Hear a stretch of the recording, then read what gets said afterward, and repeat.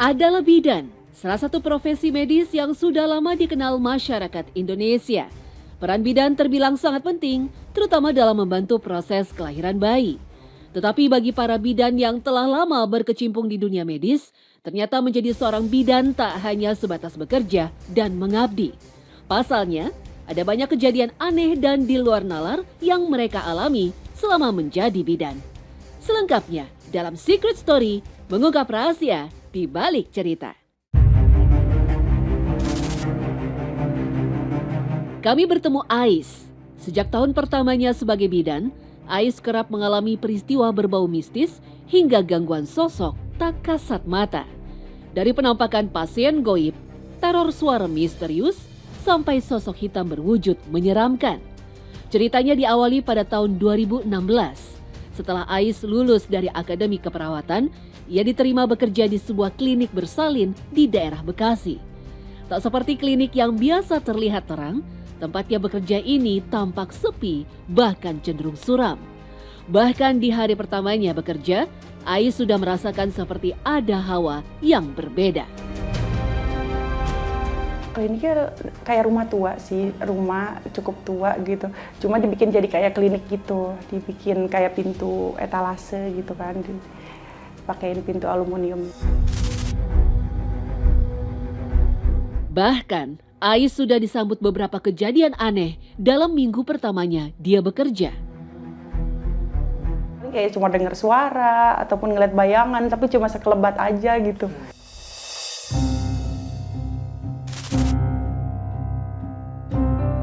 Tetapi Ais mencoba menepis semua perasaan takutnya itu demi bisa tetap bekerja dengan nyaman.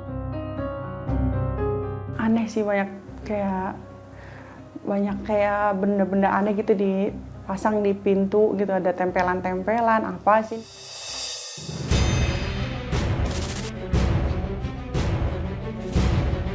Sebagai bidan baru, Ais selalu mendapat piket jaga malam. Biasanya hanya ada 2 orang bidan saja yang bertugas. Malam itu sepertinya akan menjadi hari yang normal bagi Ais. Lalu tiba-tiba Teng jam 9, semua karyawan yang di kantor tuh kantor atas tuh udah pada pulang. Udah tinggal kita berdua doang sama dokter satu jaga di belakang. Nah di situ mau nulis rujukan gitu kan, dokumentasi. Ada pasien datang.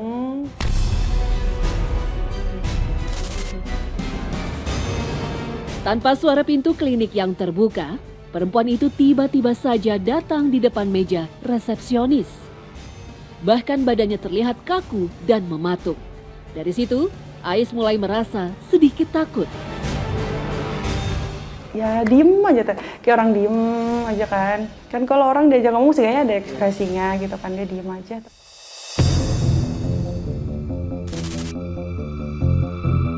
Di tengah kebingungan Ais, perempuan itu mulai berjalan menuju ke lantai 2. Saat itulah teman jaga Ais datang dan melihat keanehan pada sosok itu.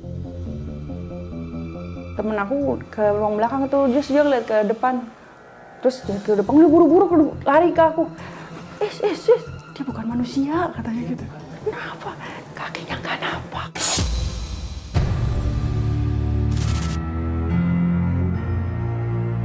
Terkejut dengan kalimat temannya, Ais berlari menyusul perempuan tersebut sambil menahan takut.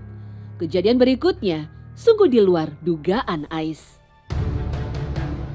Ngelihat gitu kan ke atas gitu sedikit, dia jalan gitu kan, dia jalan ke dalam. Dia kemana? Langsung dia ke dalam, ke dalam ke ruang dokter gitu. Habis itu ibunya udah masuk, kita nyusul. Ibu tadi mana? Bukan tadi kesini gitu. Nggak ada.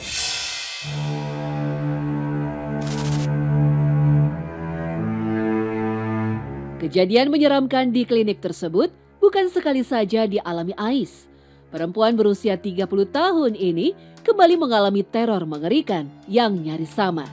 Sekitar jam 12 malam, Ais yang kebetulan berjaga sendirian kedatangan seorang pasien yang terlihat seperti akan melahirkan. Kedatangannya tidak sendiri, tetapi ditemani seorang perempuan parubaya yang ternyata seorang dukun beranak. Pasien datang, kok aku agak aneh aja nih, biasanya kan sama suaminya sama emaknya yang rempong-rempong gitu kan. Ini kok jalan datang tapi santai aja gitu. Pas aku mau nolong lahiran, ibu siapanya gitu. Karena kan saya mau jadiin walinya gitu.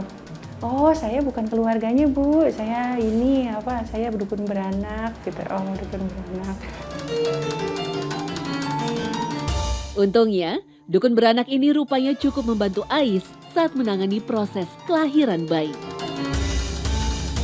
Si dukun itu malah ngebantuin, ayo Bu gitu, kayak dia yang bantuin kayak mandu ibunya buat ngeden gitu, terus kayak ngasih minum. Si dukun ini kayak tahu banget, apalagi pas nerima bayi dia langsung ngandukin. Kalau gitu aku sambil kayak ngejahit gitu-gitu kan enak ya. Setelah proses persalinan selesai, Ais berniat mengambil sebuah kendil untuk menyimpan plasenta atau ari-ari bayi. Nah, kendil itu adanya tuh di belakang, ya.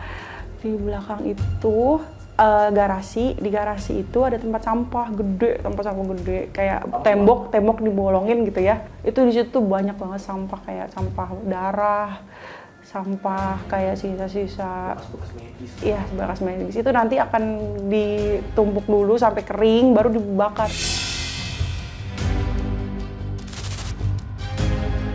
Di tengah kesunyian ruang belakang, pengalaman horor Ais dimulai. Mana ya kendilnya? Terus pas aku mau ambil keling, oh ini nih, bukan bunyi keramik gitu ya, bunyi apa sih kayak tanah lempung yang gitu. Oh ini, terus aku ambil, terus kayak ada suara orang kayak nangis gitu kan. Oh, makin lama makin deket kan.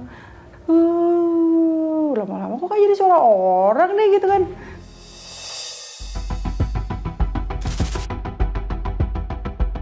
Di tengah kebingungannya, Ais mengucap doa sebisanya. Tiba-tiba, ada orang, tapi rambutnya tuh kayak panjang tapi putih gitu. Cuma bayangan, makanya kayak aku tuh nggak bisa memastikan itu tuh apa gitu, karena cuma orang rambutnya panjang tapi mukanya hitam, nggak ada matanya, nggak ada apa-apa, ya pokoknya bayangan hitam doang gitu. Terus apa sih? Udah aku baca doa aja. Terus aku baca doa, terus aku balik. Terus aku suaranya makin jelas gitu kan. Terus aku tutup pintu, blok aja.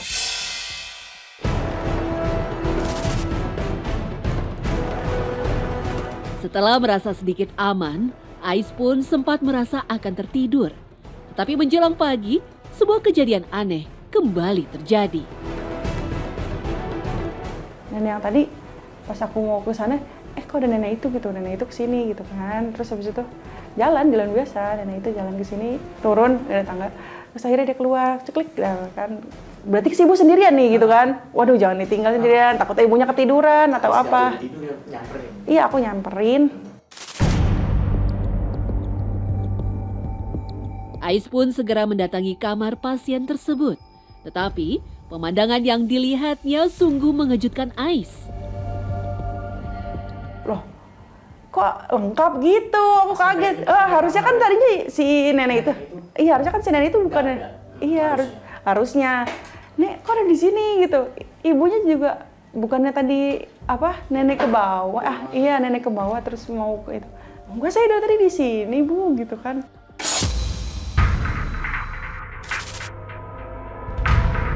Dan hampir setiap malam, berbagai kejadian mistis kerap dialami Ais dan bidan lainnya. Bahkan Ais pernah menemukan sebuah benda aneh yang diduga sebuah jimat menempel di meja resepsionis. Ya udah coba aja buka. Cobalah dibuka. Itu kain atau kertas sih?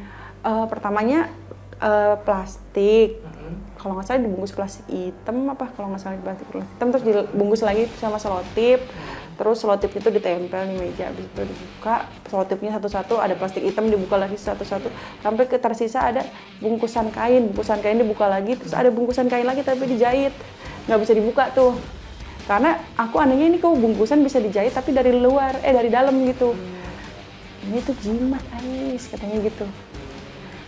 Masa sih jimat, masa pakai kayak gituan? Ini kan medis, dunia yang pakai logis gitu loh, kataku gitu kan.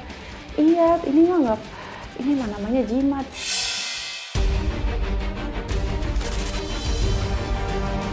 Meskipun pekerjaannya terbilang penuh resiko, sampai gangguan mistis, Tetapi Ais sama sekali tak merasa kapok, apalagi berniat berhenti menjadi seorang bidan. Justru Ais merasa bekerja sebagai bidan adalah sebuah pekerjaan mulia, mendampingi para ibu yang berjuang bertaruh nyawa untuk melahirkan anaknya.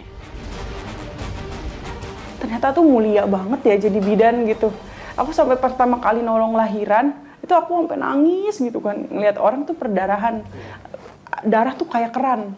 Iya, Ngucur nggak berhenti-berhenti. Di situ kayak adrenalin kita tuh benar-benar dipacu gitu. Gimana nih, harus gimana. Nangis terus langsung nelpon Umi. Karena ibu saya kan, saya 8 bersaudara. Saya nangis, Umi, maafin aku ya Mi, gitu kan.